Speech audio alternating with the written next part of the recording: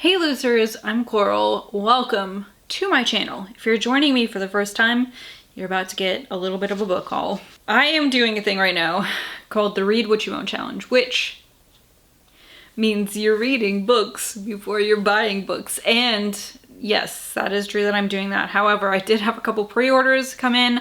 I do have 2 subscriptions currently. One is quarterly and one is every month. So I got both of those this month, and I did get a couple gifts from Rochelle. Thank you, Rochelle. Thank you so much. I'm so sorry I've been calling you Rachel. I'm so glad that you corrected me. Thank you, Rochelle. Okay, from Rochelle. A couple books I've been dying to read. The first one, Perfume by Patrick Suskind.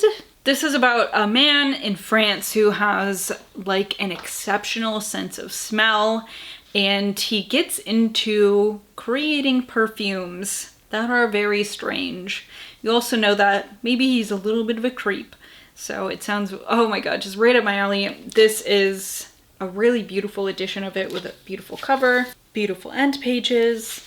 It just all around, it has the look of a vintage book, but this print is not vintage. It's just exceptional. She also gifted me a copy of Fever House by Keith Rawson. I can't remember when this came out, like maybe 2022 or 2023 or 2021. But one of my favorite books that year. It was so good. This is like one of those books that is just balls to the wall from the first page, basically. It's about this man named Hutch. He's kind of a bad dude, right? But he comes across this cursed object, basically, that is this hand. And it turns everything upside down. It turns everything topsy-turvy. I have been dying to get a copy, and I just haven't. I don't know why I do this. I also really want to read the sequel. I haven't bought that. Why? I don't know. So I really need to get on that. I think the second one is called The Devil by Name. But yeah, this was such a great book. Like super rock and roll. It's just like it's so good. It's so good. She also got me a copy of Darkly by Marisha Pessl, author of Night Film, which I loved. And this one sounds so good. I actually heard about this on the Reading Glasses podcast, which is a podcast I really enjoy. This is about a young woman named Dia who creates video games. She has one that's kind of had like a cult following, right? So she gets picked to be an intern for this video game company that makes weird games that also have a cult-like following. But it seems like maybe they haven't made anything in a while because their founder died mysteriously.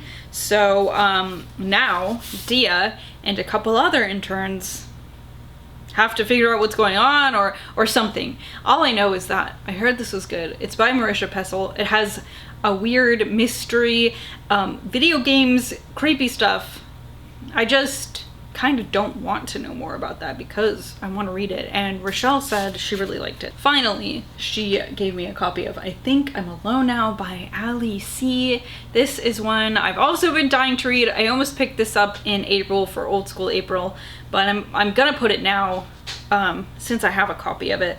I'm gonna put it on my October novella list, or my Halloween-a-thon novella list, and maybe we'll get to it. But this sounds like it's gonna make me upset. It's about this young girl. It doesn't say how old she is. Her name is Dory, and she has a creepy neighbor, and she is a kid who is home alone after school until her parents get home, and it makes me terrified to even think about. I love the design of this cover though. It looks like a trapper keeper, and the colors are great, and I can't wait to read this. Okay, then I had 2 books that I pre-ordered that came this month. First, Feral and Hysterical by Sadie Hartman. I've read a little bit in it already. This is another like reference book, kind of, a book of recommendations, kind of, by Sadie Hartman, who also wrote 101 Books to Read Before You're Murdered. This spotlights authors who are femme. I'm super excited about this.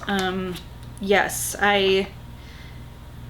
I can't wait. I can't wait. Just some of the books that have been recommended already, I've just never even fucking heard of. And that's what I love. That's what I love, and I can't wait to read this all. My second pre-order is Catabasis. I'm not sure if it's Catabasis or Catabasis, but I've been calling it Catabasis in my head for months since I pre-ordered this. This is by R.F. Kuang, who also wrote the Poppy War books, Poppy War series. She wrote Babel, she wrote Yellowface. It seems like she just really writes everything good for her.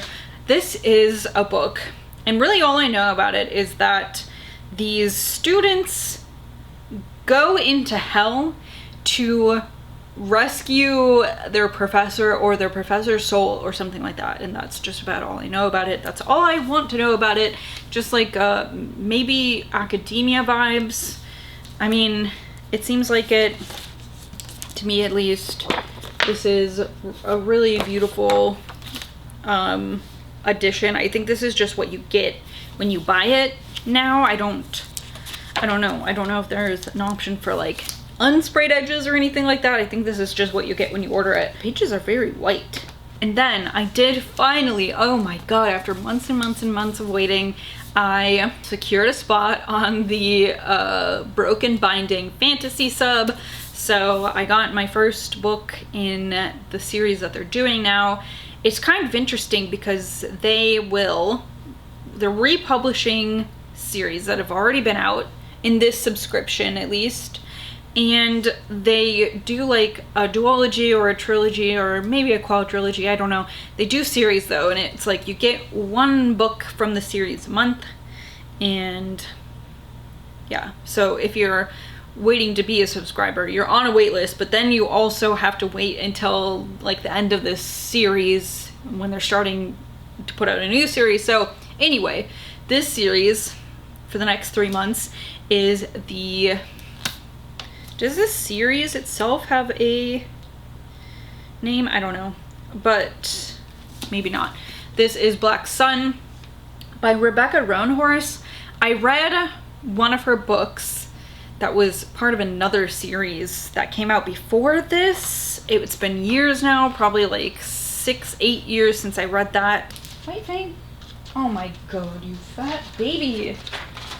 She's just stepping all over my papers and wrinkling everything because she wants to get on top of a pile of books that she shouldn't even be on. She just loves to insinuate herself into this situation. But this is also a really neat edition.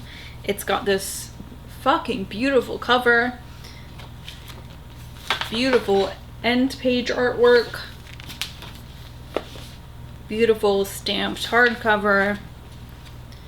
I'm all in all really stoked to have secured a spot on this subscription. And then finally I did get the Evernight book for this month, which I should have looked for spoilers probably, but I didn't. And then what ended up coming to me is The Library at Hellebore by Cassandra Khaw. And I've read 3 books by her, and I really didn't like a single one of them. I just don't jive with her writing. But this is my fault. I was negligent and I did not realize this was going to be the book. But it does sound good, as do all of her books. And I have to tell myself, wait, you haven't liked them. But this is about, it takes place at a school, like a boarding school, where the people there are there because they're like monstrous or have done monstrous things, but something happened in the school and they're trapped in the library. So that's why it's called The Library at Hellebore. And it sounds good. It really does. It really sounds good. So hopefully it is good. I mean, of course, with the Evernight stuff, it is a piece of artwork in itself without the words inside of it. So yeah, I mean, if nothing else, it'll be a beautiful book. But I really do hope I like it. Those are the books that I've acquired throughout August. Let me know if you've read any of these, what you thought about them, without spoilers, of course, especially these new ones. I do want to know if you've read them and what you thought about them, but like I don't want to know all the dirty deets. Especially if you've read Library at Hellebore. I'm super curious about this. And also, like, if you have read it, what do you think about Kaw's other work? Because some of their stuff, it's like I want to like their work, but like something about the writing just doesn't jive with me, and that's okay. But I would like to know what you thought about Library at Hellebore. So that's it for me today. Thank you so much for watching. I will see you later. Goodbye.